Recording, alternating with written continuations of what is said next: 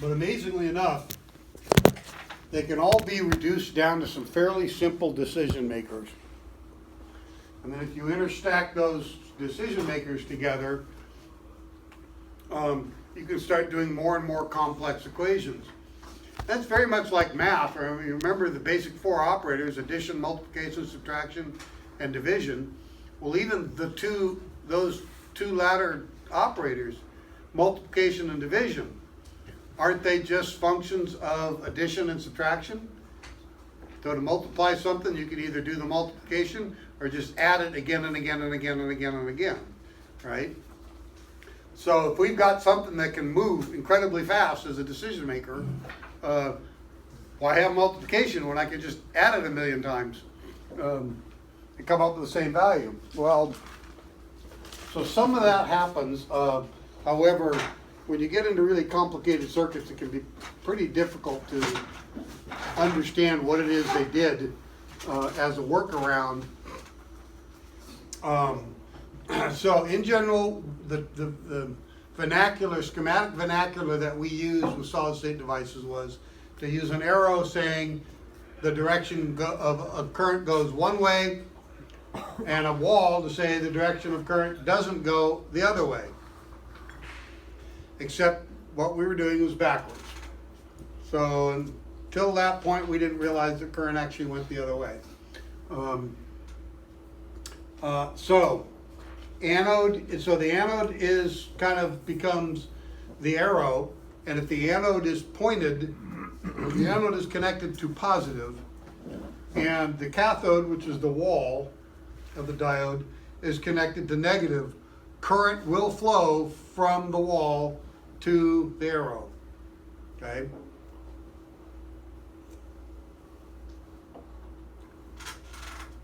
Their clever solution was to say, rather than looking at electrons moving, we'll just look at holes moving the other direction. I think it's stupid. What do I know? So they came up with a variety of different symbols. In the schematic symbol, you will typically see the arrow with the wall. Or physically drawn on the diode itself. They're often little circular packages or barrel packages with a wire coming out either end. They'll put a line on one end that references the wall or the straight line there. If that straight line, this is the way I remember it, if the straight line touches negative, which is a straight line, then the other side, obviously the only left is positive, it'll conduct current. And then schematically, they've got the diode, they've got light-sensitive diodes in several different forms, light-emitting diode, and then this particular guy is it's actually a two-way diode. It's called the Zener diode. May I ask a silly question? Yeah, I don't look. So let me just throw out, let me talk a little bit about what a diode is. With those, so when you got the light emitting ones, as long as you go in that one direction, it will light up, but it won't if you go the other direction. It still works like a diode. So one-way check valve. So as long as I hook this up to positive and that to negative, it'll start emitting light. Okay. But if I reverse it, it won't do anything. Now, that said, remember this is a semiconductor. If I reverse connect it, or what's called reverse bias it, and then hit it with 10 million volts, it's going to conduct. Okay, 10 million volts will go through anything. So there'll be some value where even reverse biasing a diode, the check valve will fail. Well, that's true in a hydraulic system. If I had a check valve, there'll be some hydraulic pressure where that valve will fail or the line will rupture or something bad will happen, right? Mm-hmm. Same thing true here. The other thing that's important to note is even in the forward bias, these things take a little bit of pressure or voltage to get them to turn on. And that's also true in a hydraulic check valve.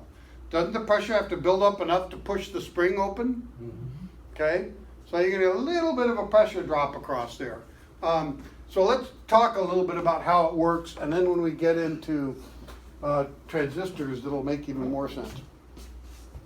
So what I'm gonna do is I'm gonna take a big lead, conductive lead, and I'll make sort of a funky little pad, and another funky little pad in this lead, and then I'm gonna take 2 blocks of material, okay, and I'm actually gonna melt a little bit of solder into here and a little bit of solder into there and make some kind of connection there, okay. These 2 blocks of material are gonna be made out of glass, silicon, okay.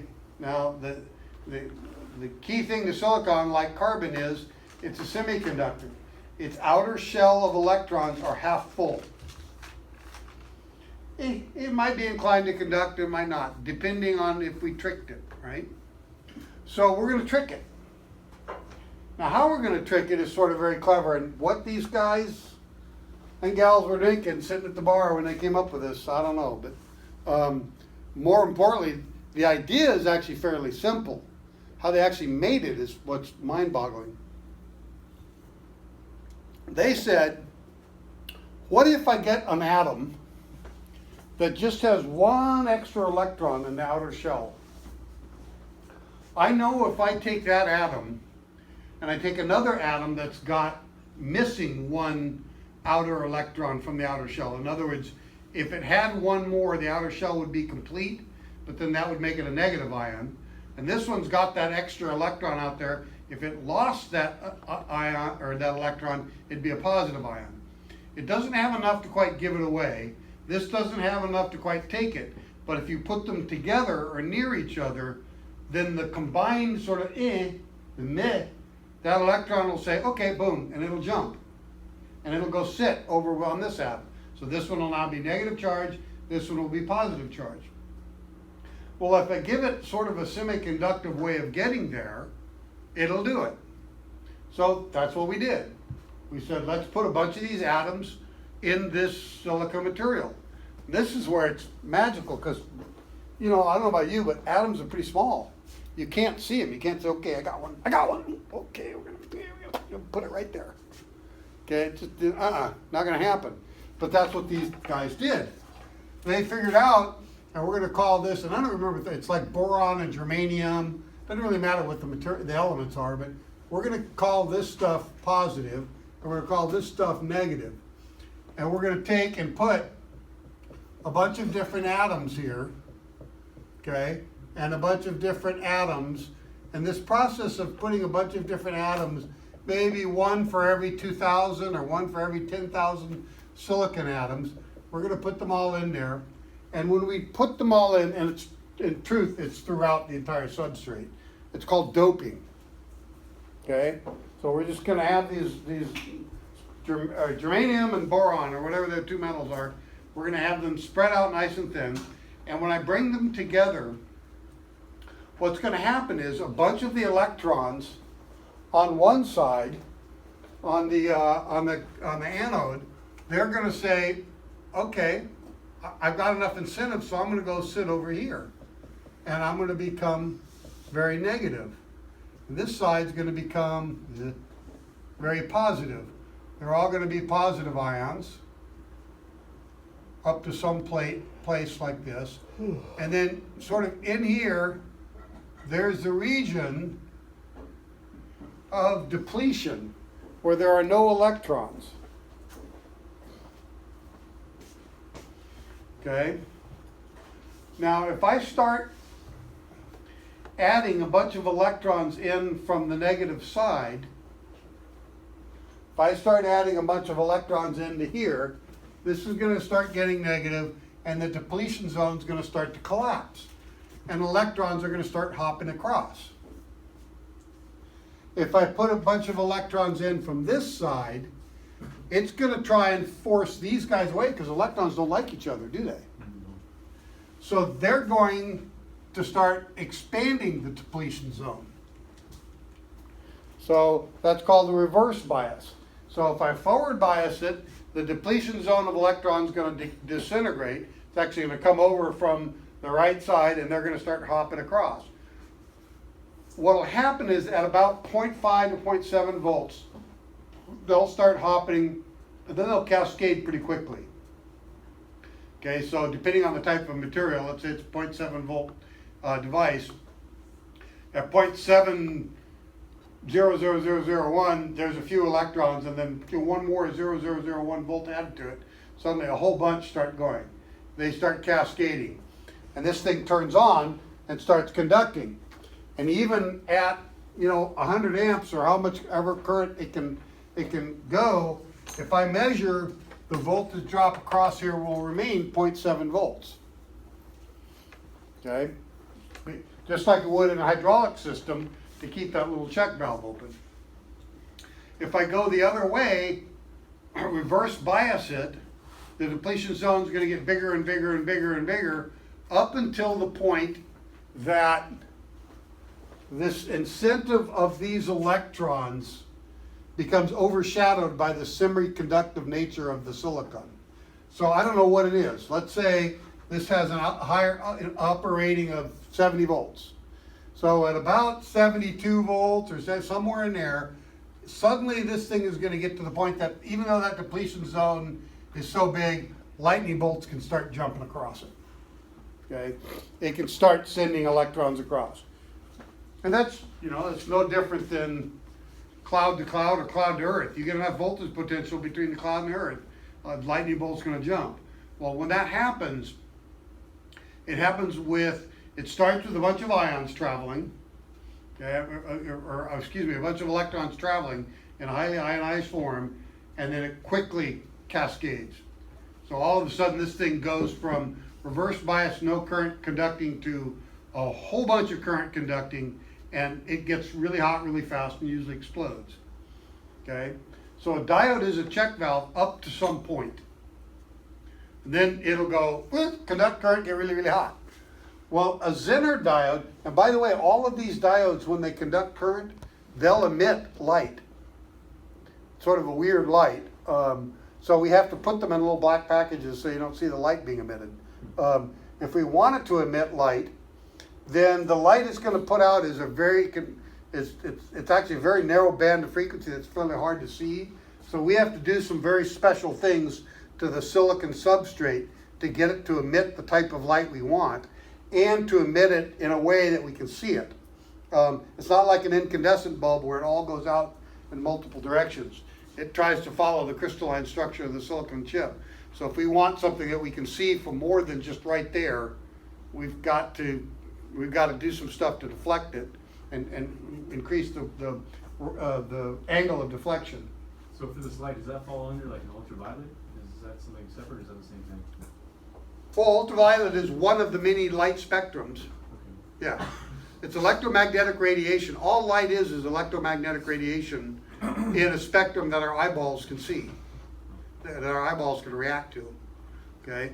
In the case of an LED, it's usually a very narrow band. Visualize the only spectrum that we can see. Yeah, and so it's not very useful to us. So, but the development of LED technology, or light emitting diode technology, has been to increase its ability of light to be produced in a way that we can see it, and in a much wider plan form, so that you can use it like an incandescent bulb.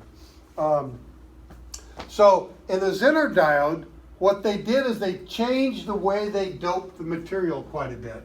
So what will happen is, in the forward biasing, again, it'll behave the same way. I start making that negative and make that positive. At about 0.7 volts, it conducts this way.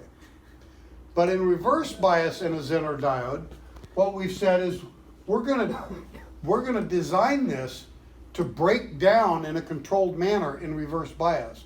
So rather than having like 80 volts and suddenly it conducts a whole bunch of current, we're going to design it to, at a certain point, the depletion zone starts to collapse again. And then the check valve opens in the other direction. So, and then depending on how we dope it, we can make that diode reverse bias be a whole bunch of different voltages, 5.6 volts, 8.9 volts. There's a whole bunch of different preferred voltages that they use, okay? The value of that is, that lets us have a component that can measure voltage, okay? Anytime voltage starts going backwards through a diode, we set it up, we get enough of a voltage potential backwards, through that diode, and let's say its range is 5.6, we know we're at 5.6 volts. Okay, now I could take that 5.6 volts, reference it on a voltage divider circuit, and use that as the sensor for our voltage regulator. Okay, so if the middle of my voltage divider, let's say the middle of my voltage divider is 8 volts. Okay, plus 5.6 volts gets us to 13.6 volts. Anything above 13.6 volts, back to field off. Anything below 13.6 volts, start increasing the current back, or the field back up. So the advantage of the Zener diode is it's a way of in-circuit measuring voltage, and it's a way that doesn't change over time. Both diodes are really, really stable. Other components, resistors, etc. How do you spell that? Zener? How do you spell it? How do you spell that? Zener? Yeah. Z-E-N-E-R. Zener.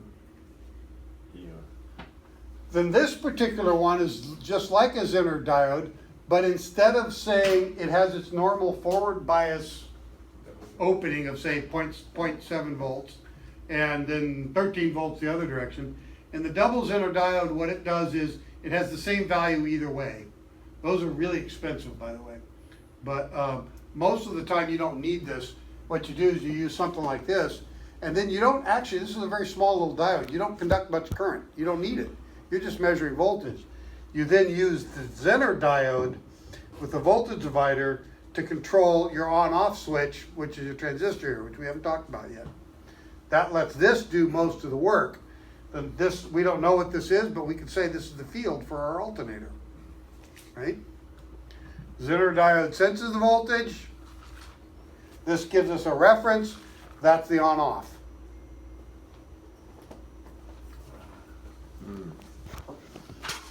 So I could do it actually very simply. I can make a voltmeter real easily. If I took a diode array like this and started doing this,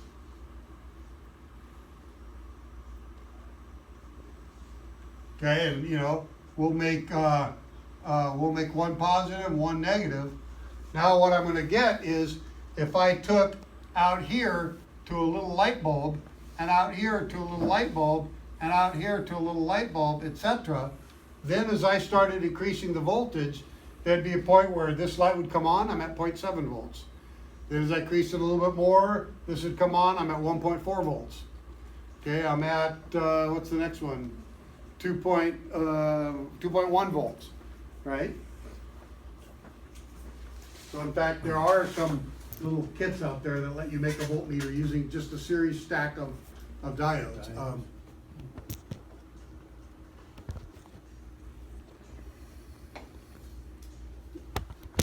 Okay, so that's the P and the N junction. Not the petticoat junction. Did I date myself there? How many of you actually know what petticoat junction is? Oh, yeah, one of you. Yeah, okay. There's a couple in here who are lying. I know you are. Okay. All right, so in a transistor, what we did is we completely screwed the pooch. We literally came up with vernacular that is utterly ridiculous. Here, this is pretty simple. We had the positive and the negative junction. In a transistor, all we're going to do is we're going to add another junction. Okay? So we'll go right here, and we'll just add another junction. Come in with our little attached plate right there, and we're going to make this P, let's say. So this was N, and then we're going to take and put another smaller little junction right here. Okay? We're going to dope these two the same, and when we dope them the same, you're going to get two depletion zones like this. Now, if we take and wire this in a circuit such that it remains negative of the load, then if I take and start making this a little negative, So I'm gonna have positive, or positive, the load here, this comes out to ground. Then if I start adding some electrons into here, I start feeding some electrons into here, there's gonna come a point where these two depletion zones will start collapsing. And as they start collapsing, I'll reach a point that for every one electron I throw into here that travels to the positive, I might get 10 electrons travel straight across. That'd be a gain, new term, gain of 1 to 10. So I can use a very small amount of current to control a very large amount of current. And I can either use it analog, where just a few electrons to there, or I can do it all or nothing. It's on, and this is very little resistance, or it's off, and this is really high resistance. So I can use it sort of in either way. That is a transistor. Sorry, I think I missed a little bit here. So is this still the diode we're talking about, or is it correct? It's a diode, but all I did is I stuck another P on the other side of it Okay. and turned it into a transistor. Yeah. That's the same diode that we have here. I just took the bar, the lead, pulled it off, put a P in here, and then I attached another lead to the end of the end so that I can get current to it. Now, this is called the base. I can add a very small amount of current to control a very large amount of current. Okay? The small amount And of current's gonna change the depletion zone, and then the rest, it's gonna. right, so once allow the those get cascade smaller, a whole bunch will start jumping across. Okay? To allow the cascade. Right, to allow a whole bunch of current to flow. So in essence, that's kind of what we're doing here, right? So we're gonna say, this guy here, looking at it, it's an NPN. That I drew as a PNP, which needs to stay on the positive side, but in the form of an NPN, all I would have done is I would have, instead of putting a P here, I would put an N there, so we can change it pretty easily. We'll just call it an NPN, right? So what we're gonna do is, if I take the base, and I take this and I attach it to, in an NPN, if I attach it to negative, I make it opposite of what the center one is, it's gonna turn off. But if I attach it to positive, it's gonna turn on. So the way I attach it to negative or positive is I put a resistor here and a variable resistor here. When the variable resistor gets smaller than this resistor, it's going to start going positive. When the variable resistor gets bigger, higher resistance than here, this is going to start going negative. Now we don't necessarily need this part of it. I could just take that all the way to the point that it shuts off. We very rarely do that. We actually, when we're trying to control a transistor in an on-off state, we always tie the base both ways. But now with a very small amount of current here, microamps or milliamps, I can control hundreds of amps here. This could be a huge light bulb or a big speaker or a fuel injector or the ignition coil in your car. Okay? This here is the computer making decisions. We don't really know what that is, but right now we're assembling with a variable resistor, but it could be the computer in your car, the little brain. And then at the output end of the computer in your car, you're gonna have one of these for each injector, or for the ignition, or for the fuel pump relay, or for whatever. So that's actually a very, very common circuit. And by doing this, now of course I won't draw, but all of this is in the magic computer box. You don't see it. This is your injector, ignition coil, whatever, that's attached to it, okay? So this is all drawn diagrammatically, but physically, what I would do is, this wouldn't be attached here, it'd have its own positive supply. This would all be the magic computer, and then inside, you'll see an array of large transistors that are the output drivers for all of the different loads. So for variable speed components, this is what they'll use to control. This would also work, yes. The downside of using a transistor in an analog manner, variable load like that, is it means it has to become a resistor. In other words, it has to sink some heat. So it'll get pretty hot. Versus if I just turn it on, very low resistance, turn on full blast, that semiconductor becomes a really good conductor, so it doesn't get very hot. right? Or I turn it off. So that's why it's fairly common to see. That's why, remember I told you that one voltage regulator, that's actually the most common kind, where it turns the field on and off repetitively. They do that because that transistor doesn't have to get very hot. Its only two states are low resistance or high resistance. If it's in a mid resistance, that means it's going to be getting hot, just like a resistor does. Okay? Okay, so what they then did is, you'll note that little bitty words up there. They use these terms called emitter, collector, and base. Well, base sort of makes sense. That's the controlling thing. Emitter and collector, what they really were saying was, again, they came up with these terms before they realized things were going backwards. They were saying the emitter emits electrons and the collector collects electrons, only the current flow didn't go that way.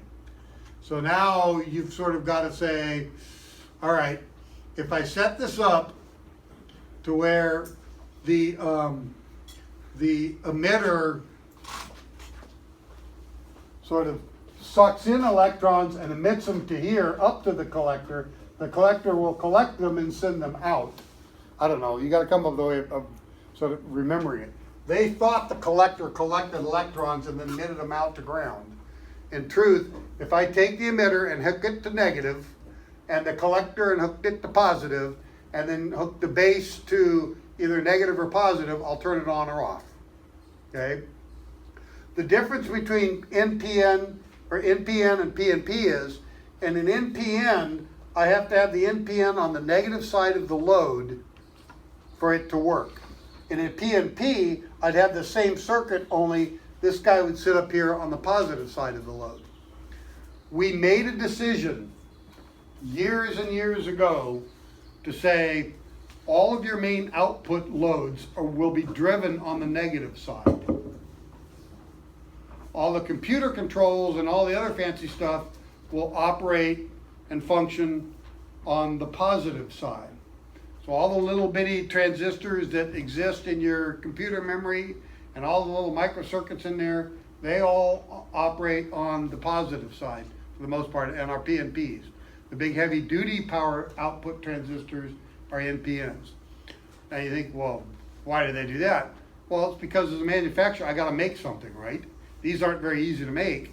So if I want to make really big ones, let's make them all NPNs, design your circuits around that, and we'll sell them to you cheap. If you need a big PNP, we'll make it, but it's going to cost you a lot more. Okay? Okay, so is this a negative control circuit or positive control circuit? NPN. Well, but it is the controlling device is the transistor, right? Well, now the transistor is what's controlling it. Is it negative of the load or positive of the load? Isn't this ground? Isn't this the switch? Being the negative, So this is negative controlled, so it's in. and this is plus here. So this is a negative controlled circuit. And this is actually very, very common. This is exactly what every single output load in your car, your electronic ignition system, electronic ignition injection system, that's the schematic for every output. Fuel pump relay. I don't know if you've got body controls, but headlight relays, injectors, ignition coil, whatever else. It either directly drives it or it drives a relay that directly drives it.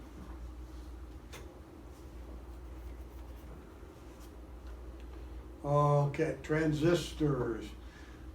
So the only real distinction between the two is the little arrow. So if the arrow points towards the wall, it's a PNP. If the arrow points away from the wall, it's an NPN. It's kind of hard to remember that.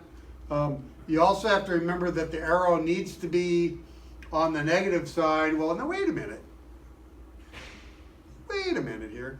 Didn't I just say I have an N, a P, and an N? It shouldn't really matter which way you plug that in. Well, for your simple little junction transistors, it actually doesn't. But almost all other transistors, lo and behold, they dope the two outer ones slightly differently, or they shape them slightly differently. So polarity actually does matter. So, and when you look at all of these packages, there'll be a data sheet that goes with it that tells you not only about the package, like the TO225 package, etc. It's fairly common for the middle one to be the base, but even that isn't universal. Which one is emitter or collector? You're going to have to read the data sheet about it. Okay, they don't label them.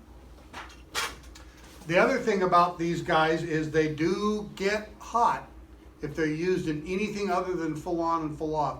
And even in the full on mode, they do, this is a semiconductor, so it does have some resistance. So you'll note little holes with a metal plate. That's to be able to take a nut and a bolt and attach it to a big chunk of aluminum or some other big heat sink. And they make a little dielectric grease that goes in there that's designed to really conduct heat well, to dissipate the heat out into your heat sink. The heat sink could be part of the circuit board, could be a big plate with a bunch of fins on it.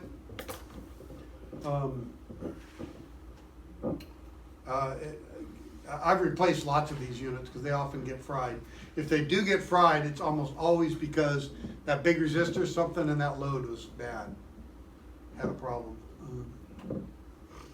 Okay, so yeah, emitters, the arrowed leg, it emits holes, inputs electrons, collector. I'm not gonna, I don't think I'd throw, well, I might, but I know the FAA does throw a few questions out there about transistors, so unfortunately you do kind of got to have this in your mind. So if the arrowed leg points to the wall, it's a PNP. If it points away from the wall, it's an NPN. And if you keep the emitter or the arrowed end on the negative side, that's the way it should be plugged in.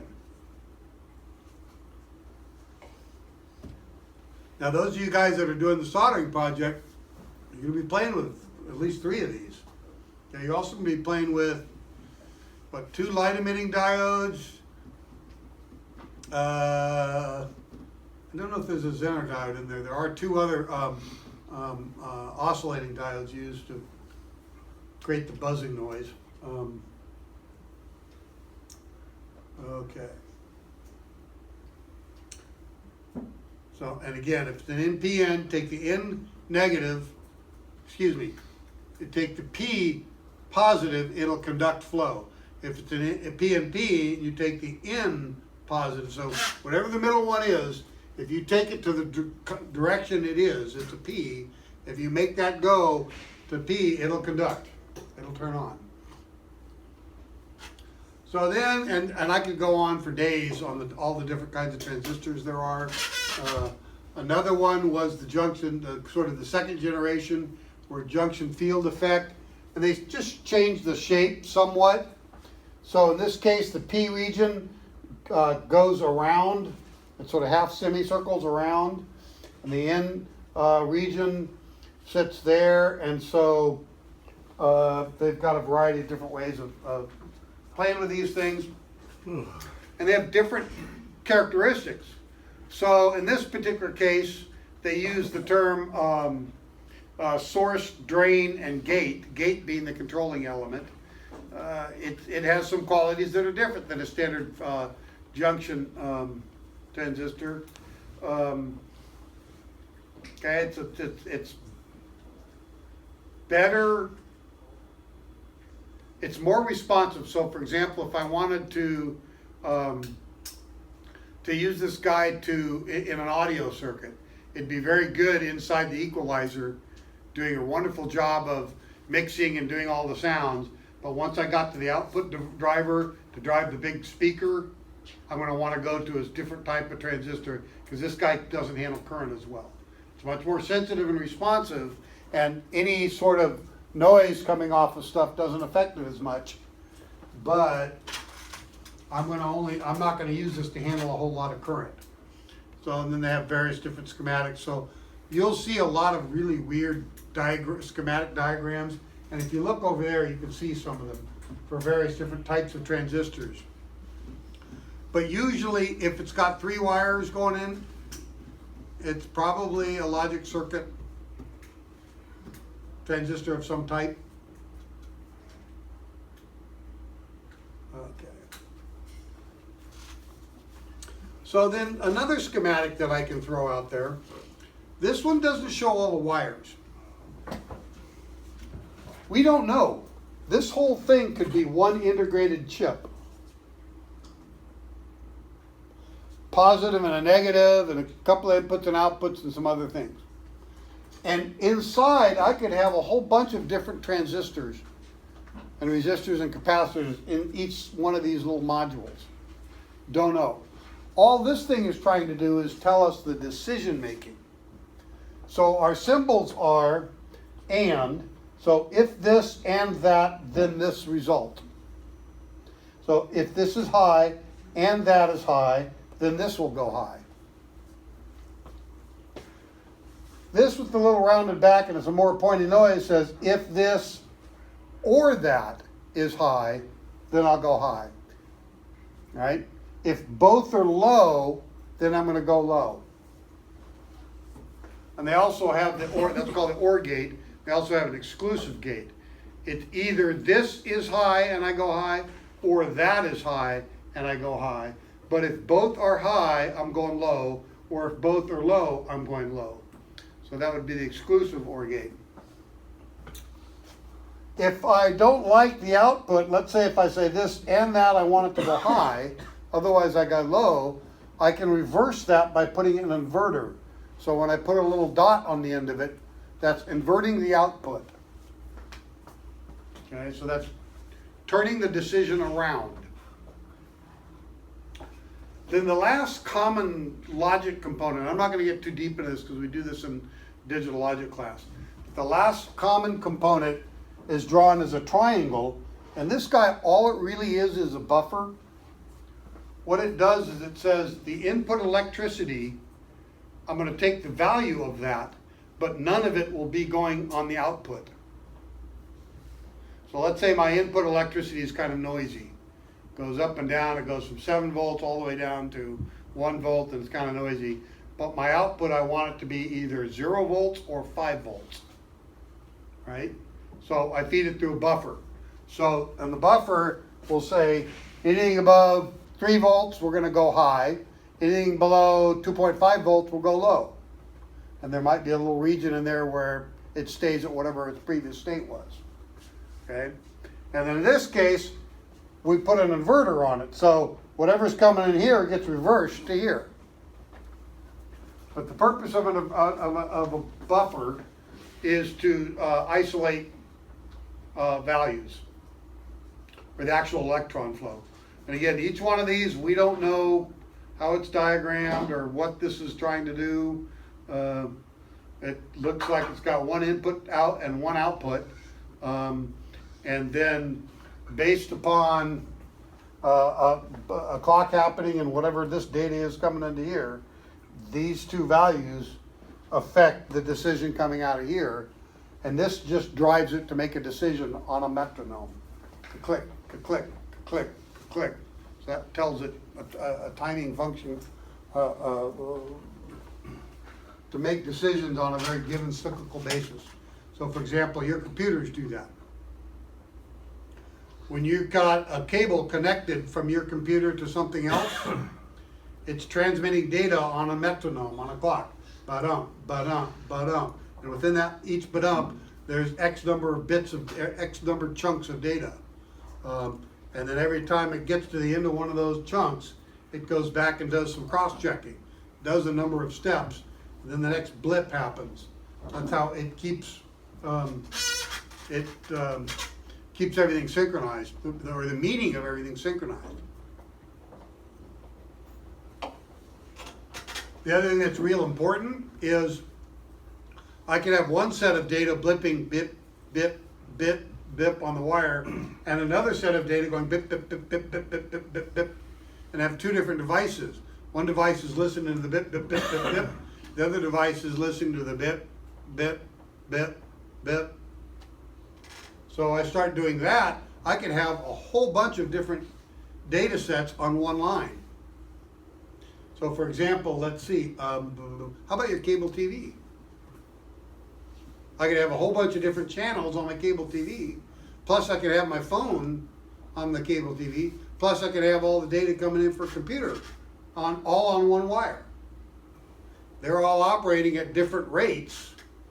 And so all I have to do is listen to the one rate that I'm trying to, that I'm aiming for. Computer data, channel 159, whatever, and start extracting that data. Okay. So the purpose of this type of a logic theory is just to show the decision making. They're useful for sort of diagnosing that the decision being made is wrong. So for example, I might take my oscilloscope and start monitoring, and I have multiple trace oscilloscope, and start monitoring the inputs and outputs based on something I get online from the manufacturer of this chip. It tells me what the data structure should be. So I start monitoring it and comparing the inputs to the outputs. And suddenly it's not doing what the manufacturer tells me it's supposed to be doing. And I just take and pop that chip out and put a new one in.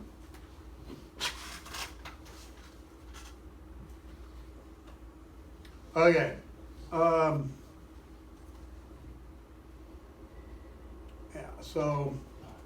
So here's sort of a diagram of all the different possible variations. But within this group, that covers most of the decision makers in the world of computing. There are trillions of them just in your iPhone. Are these all paired together in a whole bunch of different ways? And this doesn't tell us how many transistors there are.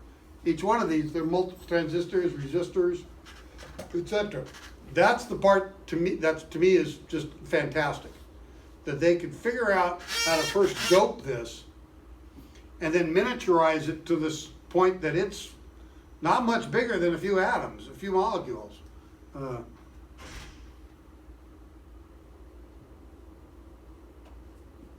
Yeah, so this shows, so for example, this is an operational amplifier which operates as a buffer. Remember that little triangle I showed you?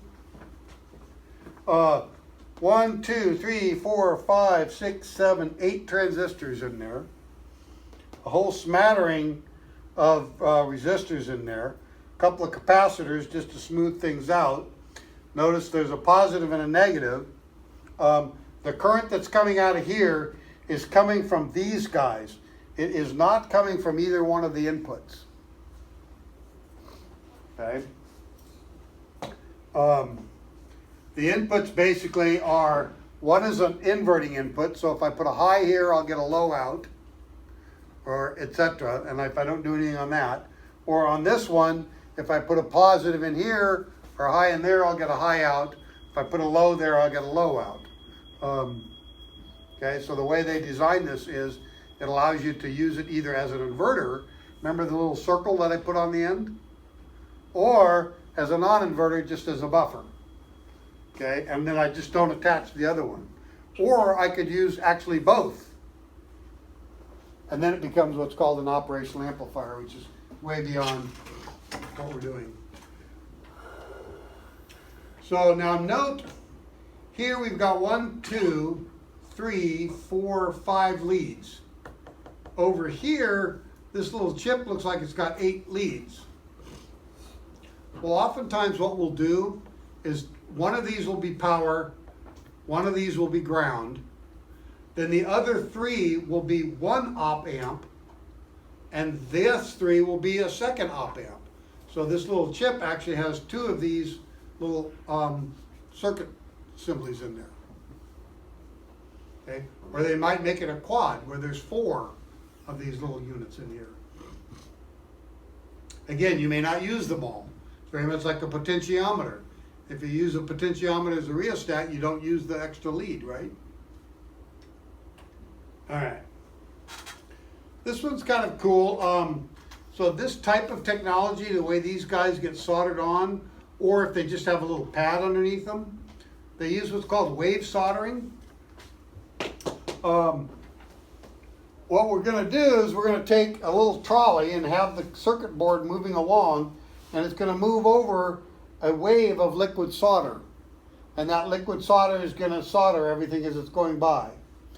this sort of shows the bigger scale of the assembly that's here. This is all environmentally controlled, so there's no oxygen in there. It also has a preheating section, so it'll heat all the components up before it gets to the wave soldering. Then this here is the actual wave soldering occurring. This shiny silver port right here, that's liquid solder flowing by in a wave. Okay? Don't want to stick your hand in there, that'll hurt. Alright? So as this goes along, it's held right very close to the edge, and the solder, they actually have a little sensor that tells how close it is, and as that goes along, it just rubs against the surface of liquid solder flowing along, and that flows the solder into all the places on the bottom of the board that haven't been masked. Okay? That's pretty cool, huh? I'm sure that machine costs more than all of us make combined in like a long, long time.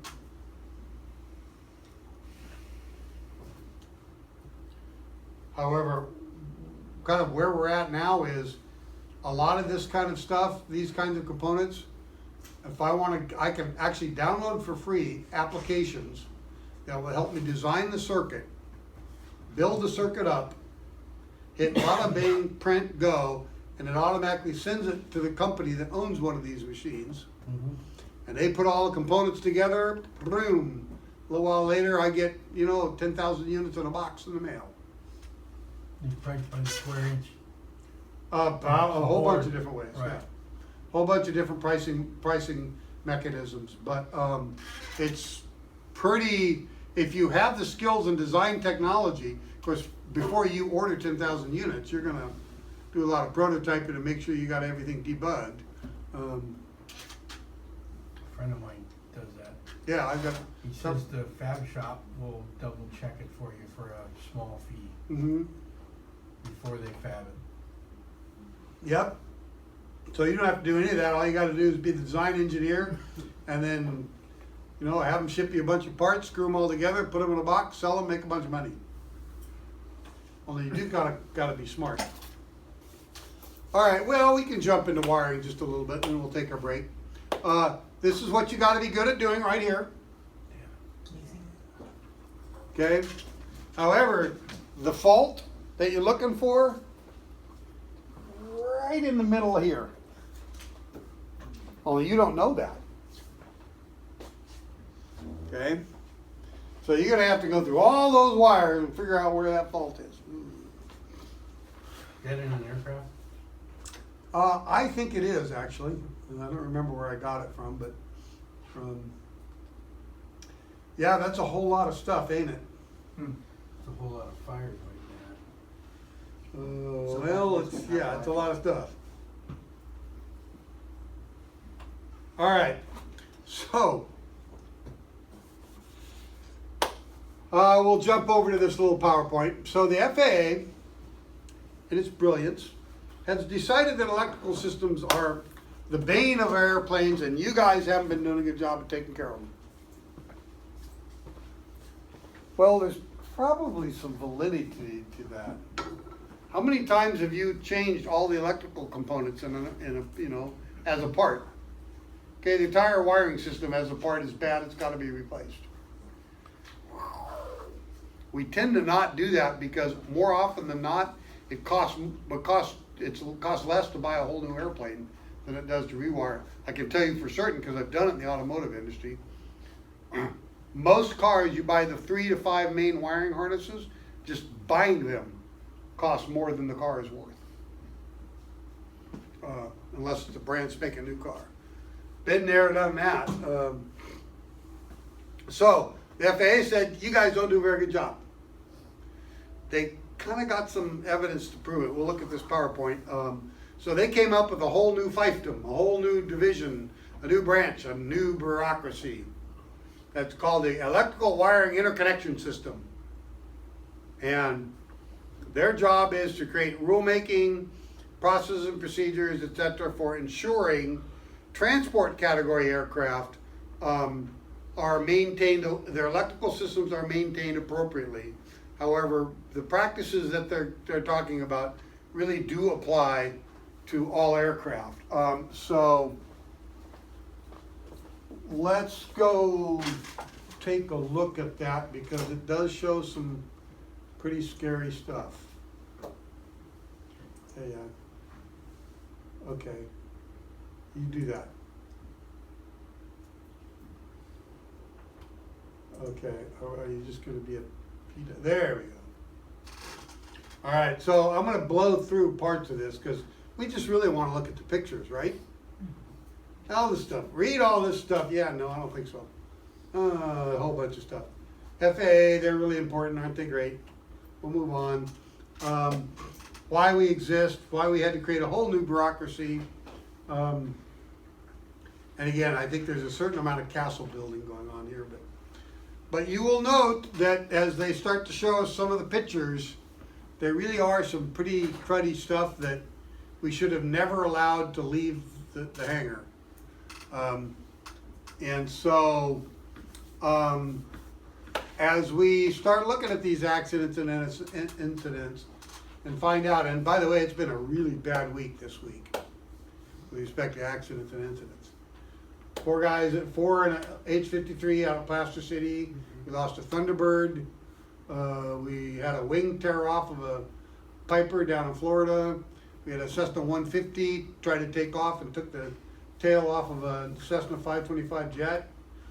We had an RV do a stall spin taking off out of Santa Paula last weekend before this one. And then there was 2 more that I'm forgetting. Just bam, bam, bam, bam. All of them due to either pilot or maintenance error, is what I'm gonna guess. The wing coming off of an airplane is almost always on us. Unless the pilot was really doing something stupid. At this point, they were in the traffic pattern coming back in. It was an Embry-Riddle airplane. So that's probably on us. It's probably corrosion or something left loose. Okay, so they found a bunch of problems that caused them to be a little worried, nervous and scared. So then they came up with a whole bunch of stuff. All the things that wiring can be affected by. So then they came up with a calendar plan. Phase 1, we're going to develop some recommendations. Phase 2, we're going to go out and enhance all the policy and stuff. And then phase 3, we're all going to go beat you to death with our new policies and enhancements. So they had a bunch of different examples of stuff. Now you guys tell me, is that an appropriate way to protect a wiring harness? No. Next to any, okay, not so good. Same thing down here, this big loop hanging down here, swinging back and forth. Again, not very apropos. This one, I have no idea what part of the airplane is. That's kind of like right by the outlet to the washing machine. All that crud and grit and dust and slime has got to be in the wheel well somewhere, right? Okay, but if any one of these wires have a problem, you've now got all this grease-coated fuzz in there. That thing would be immediately a firebomb. Same thing here. I don't know what's causing all that crud, but that should never have ever left the shop that way. That should have been cleaned up. What do the regulations say about annual inspections? Clean up the airplane, right? One of the things you must do. Okay. Now my guess is these are on airplanes that are on a progressive inspection process, but the progressive inspection process says you must do everything in an annual Been overlooked. within a year. That's clearly been overlooked. Yeah, obviously. Okay. So the problem is we could say the FAA came up with all this stuff and ate it up hoo-ha. Well, they got a lot of evidence to show they had to do something. Wires just left dangling, cut, not properly secured, not properly electrically protected. And in my mind, for not doing anything, not yanked out of the airplane, and here, wow, okay, yeah, it looks like they got a little bit of fire because of I don't know, but again, not good.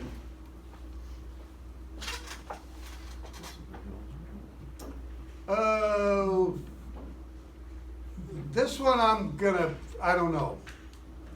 Makes me, I need to know what those wires are conducting, but normally you wouldn't wanna make quite that tight of a turn. And what happened, I know what happened is they had a little extra wire. So they did a rink like that and then they pulled it in really tight. As opposed to leaving a little bit more of a bundle loop.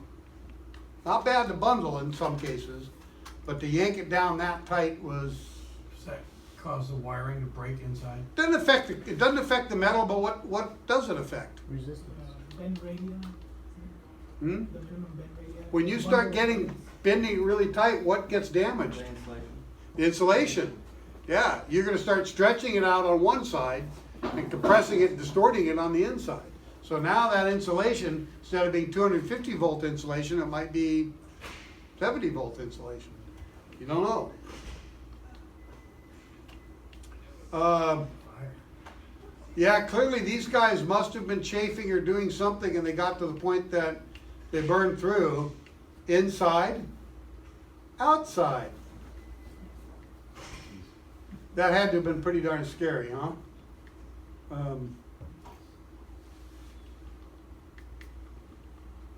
Those don't, I mean, there's not, it's a little hard to tell, but those look like pretty good sized wires. I'm gonna say they're in the 12 gauge or maybe even 10 gauge, so that could have potentially burned a lot of stuff up. Oh, here's one where a little bit of chafing somehow managed to get through and cause some arcing.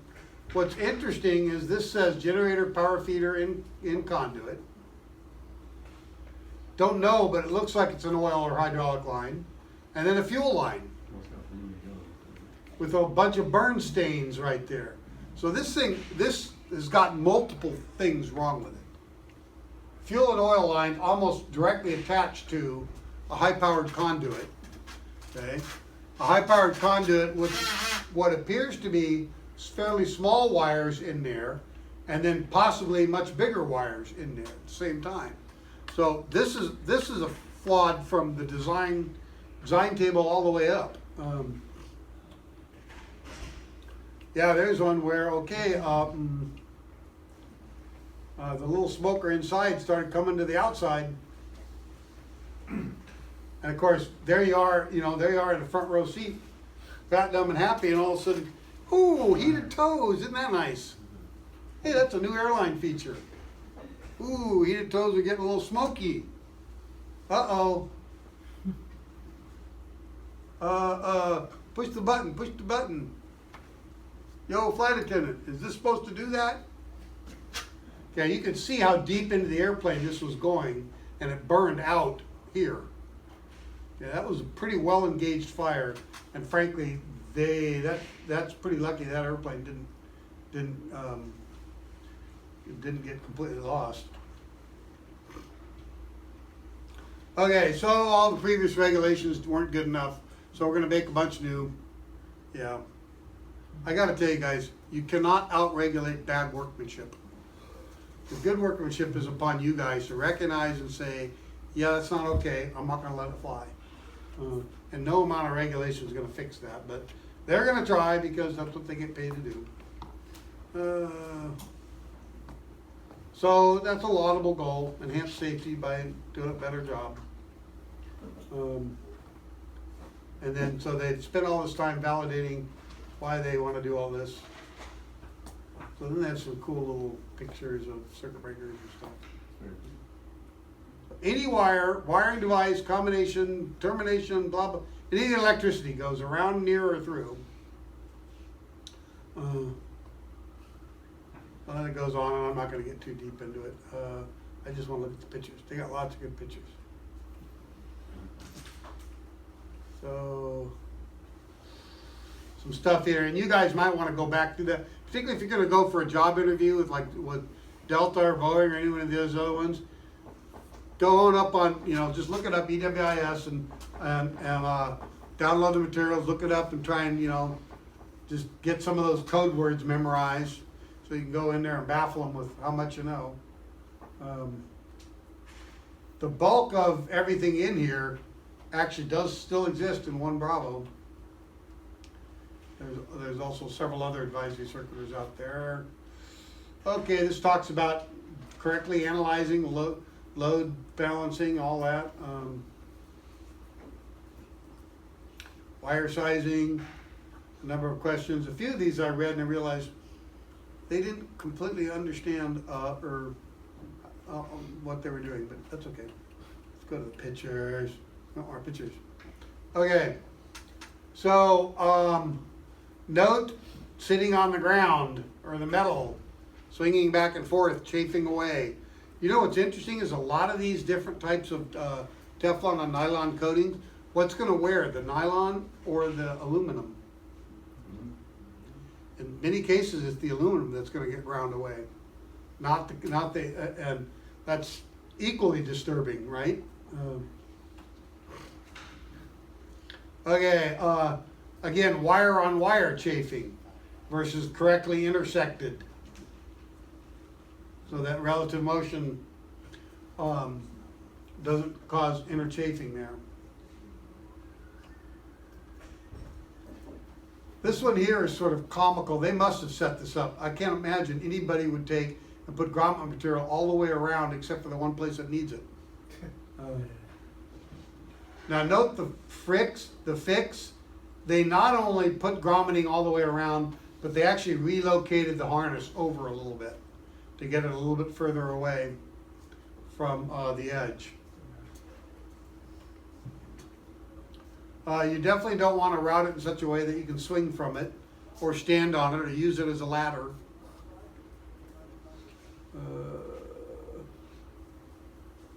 So somewhat basic stuff. This here talks a little bit about, in terms of wire tying, and this is a little overkill, but they're suggesting wiring tying so that if it does break at a given point, where that wire swings to isn't likely to make it to somewhere else. Now, that could be difficult to achieve, but on the other hand, we have an example of an FAA weenie going a little over the top and grounding half of the 737 fleet because he decided the spacing between the lacing wasn't good enough in the nose gear area. And of course, the airplane that they did it on was a Southwest Air airplane, and Southwest had already recognized a number of maintenance issues, and they were scheduling all the planes through. They had all but like 12 left to go, and they had them on a maintenance schedule that the FAA had already agreed to, a different branch had already agreed to. So when this guy came and violated the airplane, he actually violated themselves. They violated the FAA because the FAA had already agreed to it. And that's one of those ones where everybody makes a stink, the news does their thing, the FAA sort of gets quiet, and a little while later they just sort of go back to, okay, fix it, when nobody's looking. Oh yeah, this is kind of cool. So you got a bunch of leaky, dirty hydraulic lines, I guess, of some kind, and then a bunch of wires chafing across them. That's pretty cool. Now again, you guys don't necessarily do that, but just because you didn't do it, you're in there working on something else and you look over and see that and don't do anything, that's where you got to say, And that's where you may get some pushback from whoever you're working for.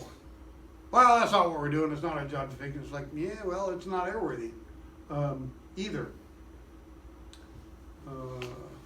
I think probably the most sort of alarming story about this was the Alaska Airjet that crashed into the water off of Anacapa Island up here in Oxnard.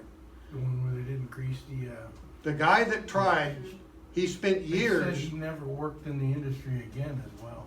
He didn't. Well, they finally settled. Oh, okay. They finally went behind They had scenes to and paid him a bunch of money. Pay him so, because he couldn't get another job, right? Couldn't. Well, they did all kinds of stuff to blacklist the guy. Right, that's The- what I heard. The FAA themselves, one branch of the FAA themselves, did a whole bunch of stuff. Well, once it finally came out, the NTSB came out and just flayed everybody. Said, here's the FAA guys that screwed up. Here are the vendors that screwed up. Here's where Alaska Air screwed up. Here and that's all for public domain. So you go look it up sometime. It's a pretty scary story, but this guy held his ground, and ultimately, though, even though he held his ground, he wasn't able to prevent the accident. Oh, so yeah, some wire breakouts, some elements there.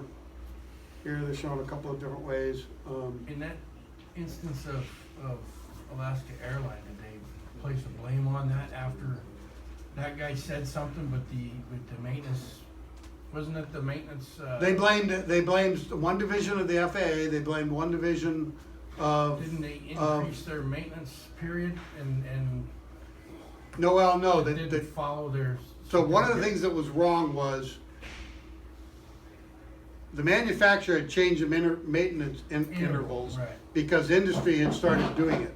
Okay. Alaska Air didn't have that information available. Oh. However, they'd been told, not only by this guy, but by a bunch of other people to do it. And that guy was like, he walked out. He said, I'm not signing off. He walked off the job on that particular airplane. And it was like 3 weeks later, it crashed. He was like, Was it just greasing the block? actually by For the, however many hours did they do that, or? the service interval was part of it, but this plane was way out of specs. It never should have been allowed to fly. Okay. Oh, The wear and tear on it was way out of specs. It's been overlooked. Not only the thread wear and tear, but the full movement of the jack screw wear and tear. Okay. Yeah, I mean, it was So gross, it was overall gross negligence. Airworthy, no matter if they greased it on time or not. Yeah, it was unairworthy. Should not have been flying. So, this shows multiple bundle breakouts. That's the way it ought to look. Nice and uniform. There's a few more. Yeah, again, another one. Not enough spacing. What's the problem here? Isn't the Doesn't go ADEL anywhere. clamp on upside down? Okay, somebody just put there's a little standoff, but then it goes back down, so it doesn't actually stand it off. Okay, that's a simple fix that never should have been gotten approved, return to service. So on the previous photo, I understand why it's improper, however, what issue does that bring up? See where it can chafe down here? Okay, if this end has flexible motion, that can start chafing right where the tip of the pin is. The clearance of the wires itself, Yeah. not so much the position of the label clamp. Got it. Well, by repositioning the ADEL clamp, you would lift the wires further away, Yeah. which is what they did right over here. There again, chafe clearance. Let's saw it in half. Yeah, baby, we'll use a nice little cable saw and cut our way right through that nice big loom. Let's see, if we get all the way through that loom, we can compromise, well, pretty much every system in the airplane. Yeah, that's great. Here they talk about appropriate slack and for the fact that the airplane's gonna grow and shrink.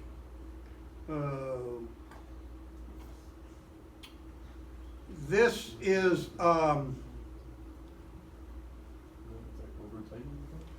yeah, to me, there's a little bit of a straight and then a swooping here, whereas here, it's just direct and taut. Okay. What's the distortion of rubber? Well, that's what's gonna happen if you make that too tight, then as the airplane gets longer, the ADEL clamps are gonna distort some. They'll either twist a little bit, or the rubber will start getting pulled out a little bit. Another one, note that they've got a nice even tangent orientation to here versus having them at an offset, not at a perfect perpendicular to the wires. Same thing here, even that's not perpendicular, but that one's at a real sharp angle. That should be loosened and that thing swung around down to about here.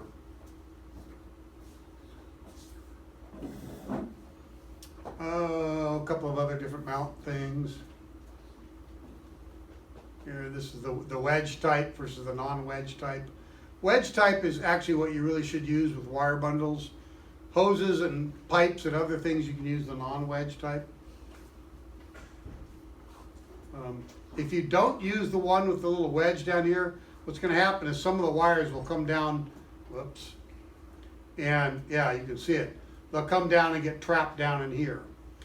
Now this particular one is showing you there's one more expensive type of ADEL clamp, has a nice little latch where you can Makes it a whole lot easier to put them together. But this kind of clamp with this type of rubber insert, that's not meant for wiring. I would not use this one on wiring. So there they're showing the pinching. Why are they using the rubber inserts on the other one? Hmm? They're still showing the rubber inserts, why wouldn't you use them? I wouldn't use the kind that have all of these little wrinkles in here and no wedge there, because that allows for the pinching to occur. So, look at the pinching that occurred there, and even like this, there's no way to keep the wire from migrating back out Right. unless you put a wire tie right at the root of both So of what's those. the difference? I don't see the difference. It seems the same. You see how this, Those ones are already. Is that a bigger gap over there? Is that what you, I mean? but they, see how they let the wires come over there and get Right. pinched? Right. Whereas here, they pulled them over and clamped it down, but I would still take and put another wire tie in tight right there. Yeah, To but keep the that clamp bun- physically is the same. It's just a poorly done job. Right, Okay. yep, poorly done job. Here's one, yeah, so it's facing down, so it can easily pop right out. Then a few things on minimum bend radii, so you do kinda gotta practice some of that. There, that's probably okay. It's pretty close. It's a lot Three. of bending. Well, 3 times the diameter, that's a pretty narrow diameter, so they're probably there. Now, if they took that zip tie and pulled it up to here, it would probably get below it, Too much. right? So, and that's what happened here. Yeah.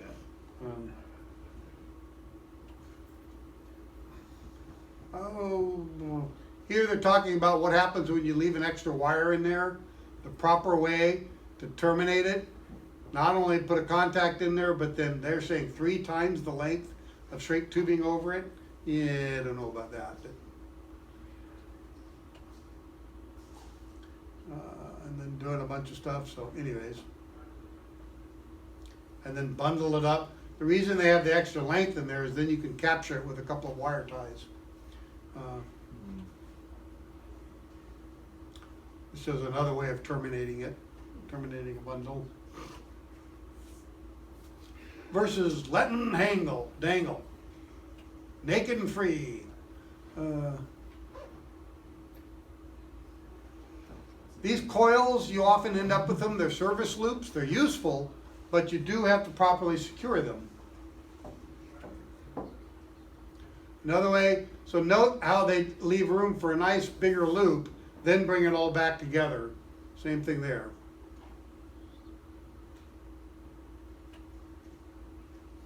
There's another way of doing it. They just took this bundle and went around over to this bundle, tied it down, and then came back along.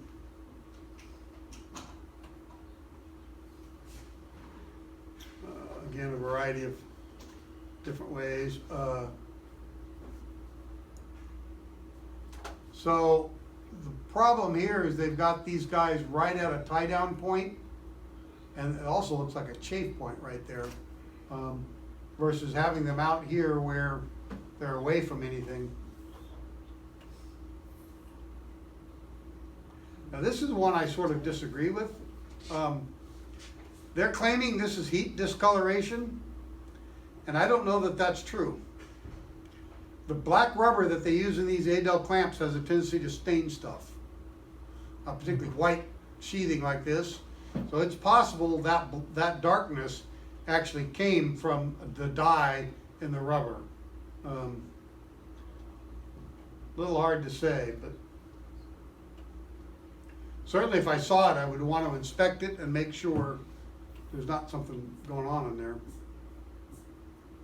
And this shows, yeah, sort of a crossover there, and then versus a nice uniform way of doing things. Oh yeah, so this one, well, we'll just take one around the corner over here and then bring it back in. Probably got added on after or something, I don't know why.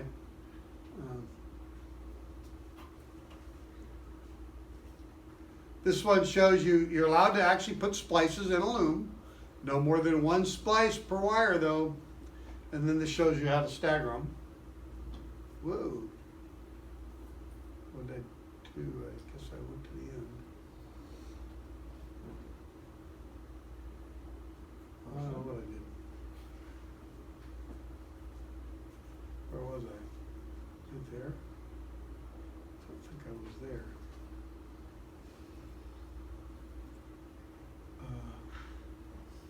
Yeah, I must have gone to the end. Sorry, guys. I'm gonna go through this a little quicker, but yeah, that's where we were. So again, evidence of overheating, way too many wires stuck together versus staggered off a little bit. Same thing here, all ganged on the same point. Then this shows some rules for bending terminals versus using an offset one. This one's sort of interesting.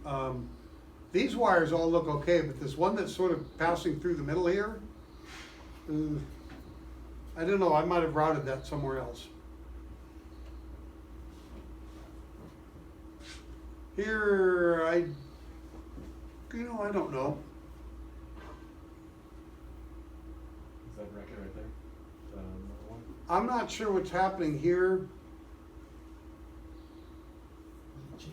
I mean, that does keep them correctly spaced, but this might be floating. It might not be attached to anything. Oh, is it? Yeah, I don't know. Then you'll find in 4313, as some of you are already figuring out, appropriate methods for stacking and separating terminals. Note that if you get too many of these with the stagger up together, they start running into each other. You've got to come up with a way of spacing them, and I think no more than 4 per stud. So note, see how they're saying the barrel goes one way and then the opposite way here? And if it looks like they're really running into each other, you can actually put a washer in between there if you need to.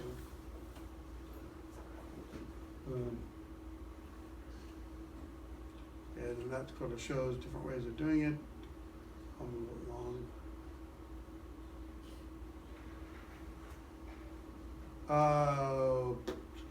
So these are, so no marking whatsoever, appropriate marking and identification.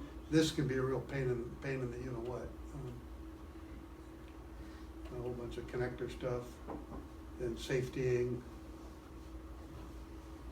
Oh, why is that improper? You guys should know the answer to this.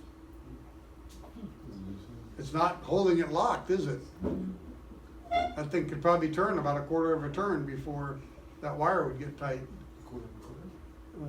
There, it's correctly holding it secured.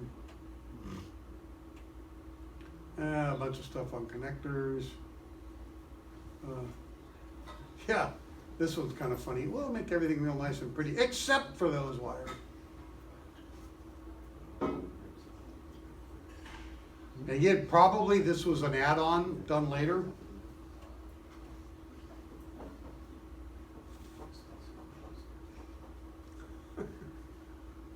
Well, I would have to tell you that I think both of these are terrible, badly done. This one clearly isn't sealing it though, is he?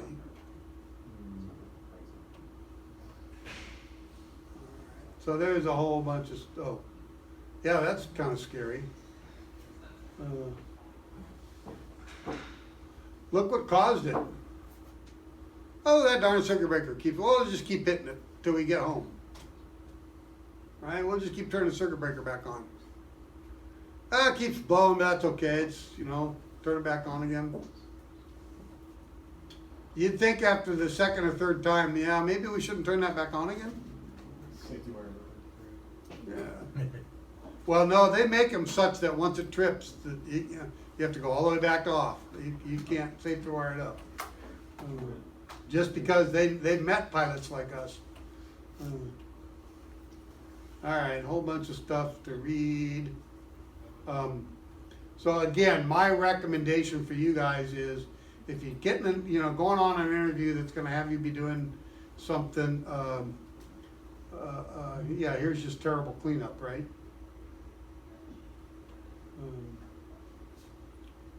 This one I'm not sure I agree with entirely.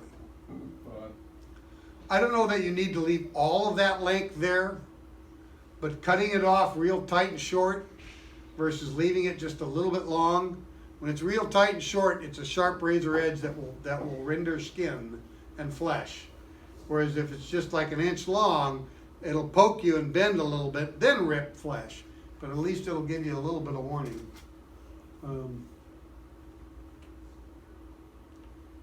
Yeah, damaged Adels. This one, again, mixed. I sort of almost disagree with this. They're saying this open slot shouldn't be exposed out to here. The problem is the way they've done it, now the anti-chafe material is faced, where the gap is facing the closest possible place it can chafe. Not sure I agree with that. I also don't agree with the fact that it doesn't completely close this. What it should do is wrap at least 1.5 to 2 times around, then be correctly secured.